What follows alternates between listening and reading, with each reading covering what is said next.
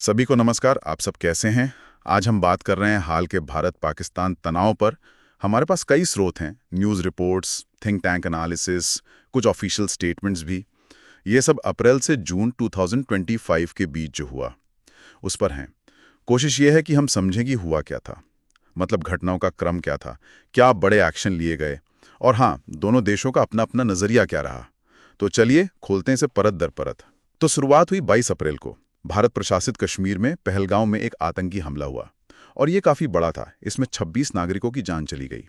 भारत ने फौरन ही इसके लिए पाकिस्तान बेस्ड ग्रुप्स को जिम्मेदार ठहराया। जैश-ए-मोहम्मद और लश्कर-ए-तैयबा का नाम खास तौर पर लिया गया। जी, और इस हमले के फौरन बाद भारत का रिएक्शन बहुत तेज और कह सकते हैं मल्टी प्रोंग था। दो बड़े कदम उठाए गए। हाँ, क्या थे वो? पहला, सिंधु जल संधि मतलब इंडस वाटर्स ट्रीटी, जिसे IWT कहते हैं, उसे सस्पेंड कर दिया। और दूसरा, पाकिस्तान के साथ सारा व्यापार रोक दिया। ये IWT वाली बात तो बहुत बड़ी है। 1960 की संधि है ये। वर्ल्ड बैंक ने मध्यस्थता की थी। बिल्कुल।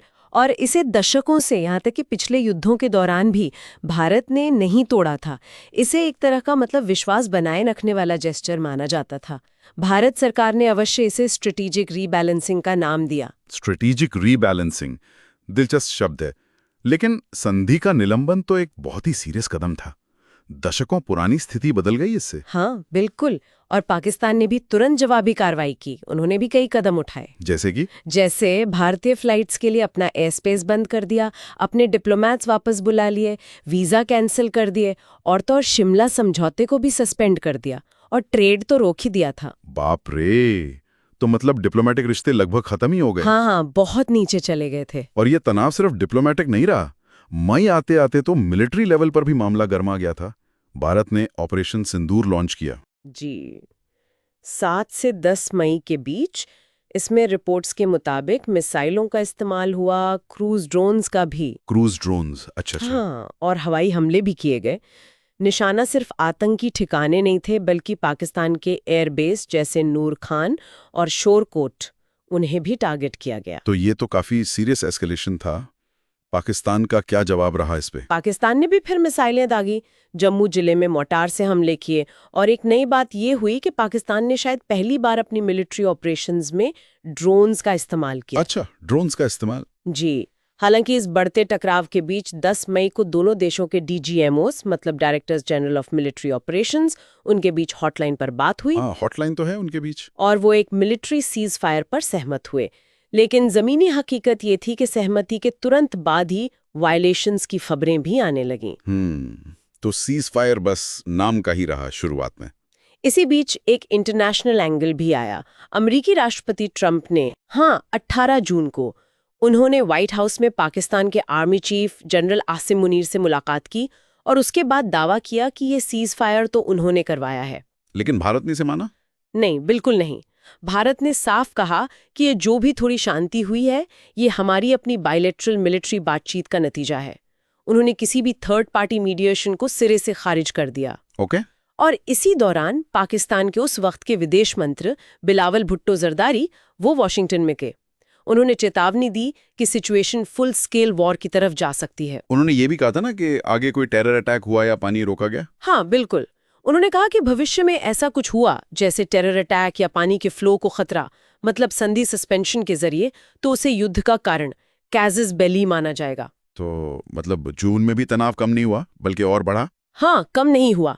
पाकिस्तान ने भारतीय विमानों के लिए जो एयर स्पेस बैन लगाया था, उसे 23 जुलाई तक बढ़ा दिया। और फिर 21 जून को भारत की तरफ से एक और बहुत बड़ा बयान आया सिंधु संधि को लेकर। जी, भारत ने घोषणा कर दी कि वो सिंधु जल संधि को कभी बहाल नहीं करेगा, परमानेंटली खत्म।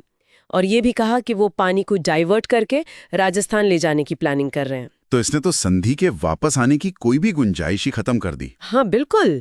ये एक तरह से final nail in the coffin था संधि के लिए। इसके बाद पाकिस्तान की क्या प्रतिक्रिया थी? बिलावल भुट्टो जरदारी ने फिर चेतावनी दी। कहा कि अगर भारत संधि को स्थायी रूप से खत्म करने जैसे और कदम उठाता है तो गंभीर नतीजे होंगे। दूसरी तरफ भारत के रक्षा मंत्री राजनाथ सिंह ने भी अपना स्टैंड क्लियर रखा। उन्होंने क्या कहा? उन्होंने दोहराया कि अगर पाकिस्तान से फिर कोई आतंकी हमला होता है तो भारत निर्णायक जवाब देगा और ये भी कि ऑपरेशन सिंधु अभी भी एक्टिव है, उसे बंद नहीं किया गया है। तो अगर हम भारत के नजरिए को समराइज करें, जैसा स्रोतों से पता चलता है, ये सब पहलगाम हमले का रिएक्शन था। IWT सस्पेंशन एक कैलकुलेटेड स्ट्रेटेजिक मूव था। ऑपरेशन सिंदूर को उन्होंने एक कंट्रोल्ड मिलिट्री एक्शन बताया, ना कि ऑल आउट वॉर। भारी मीडिएशन को रिजेक्ट किया और देश के अंदर इस हार्डलाइन अप्रोच को काफी सपोर्ट भी मिला।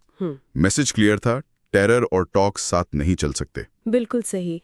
आतंक और बातचीत साथ नहीं चल सकते, ये लाइन बार बार दोहराई गई। तो इन सब घटनाओं से, मतलब जो कुछ हमने डिस्कस किया, क्या खास बातें निकल कर आती हैं? एक आतंकी हमला हुआ और फिर जैसे एक चेन रिएक्शन शुरू हो गया। हाँ बिल्कुल। संधि का सस्पेंशन, फिर लिमिटेड मिलिट्री क्लैश और आखिर में संधि का परमानेंट कैंसिलेशन। और भविष्य के लिए टेंशन पॉइंट्स भी साफ दिख रहे हैं। जी, कई सारे।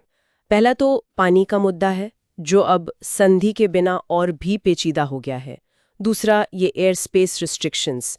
तीसरा, क्रॉस बॉर्डर टेररिज्म का खतरा तो हमेशा बना ही रहता है, जो कभी भी चिंगारी भड़का सकता है। और चौथा, आपसी भरोसे की इतनी कमी है कि डिप्लोमेटिक चैनल लगभग बंद ही हैं, भले ही बाहर की ताकतें कोशिश करती रहें। सही कहा, विश्वास की कमी बहुत गहरी है। और आखिर में एक सवाल शायद हम सोचने के लिए छोड़ सकते हैं। अब जब सिंधु जल संधि इतिहास बन चुकी है और दोनों तरफ से मिलिट्री पोस्टरिंग भी दिख रही है, तो क्या ऐसा हो सकता है कि भविष्य में हम पारंपरिक सैन्य टकरावों से अलग हटकर साझा संसाधनों, खासकर पानी को लेकर संघर्ष के कुछ नए अनपेक्षित रूप देखें? ये एक अहम सवाल है आगे के लिए।